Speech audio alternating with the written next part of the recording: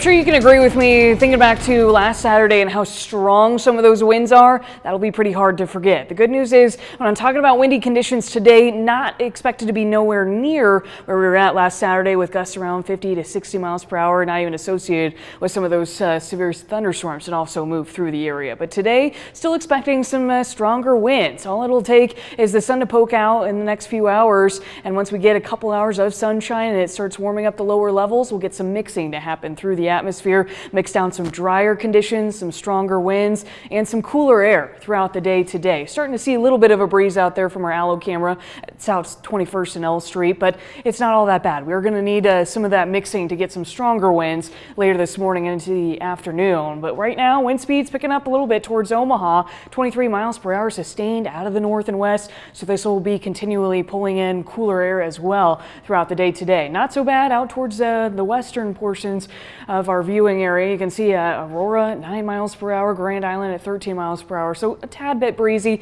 but again, expected these winds to pick up, especially across the eastern half, if not the eastern 2/3 of the state, going throughout the rest of the morning into the afternoon. So occasional gusts so far have been in and around 30 miles per hour from what you can see in Omaha and Broken Bow, but these gusts are expected to be stronger and more frequent as we head throughout the rest of the morning. You're looking at wind gusts increasing to about 40 miles per hour just in and around noon, if not into the early afternoon, and lasting for a good chunk of the afternoon and into the evening before we get the sun to go down, and then winds will relax and begin to relax and only become somewhat breezy still through much of the night tonight. But as you can imagine, again, with those dry conditions mixing down to the surface, these high winds, favorable for some extreme fire danger across the area. So local National Weather Service offices have issued a red flag warning for a majority of the state for this afternoon and evening, with that potential that fires would spread quickly. These temperatures are a little deceiving this morning too. It looks like they're mild, but again, with those winds, it's more like feeling like the 30s, if not down towards the 20s and teens in western Nebraska,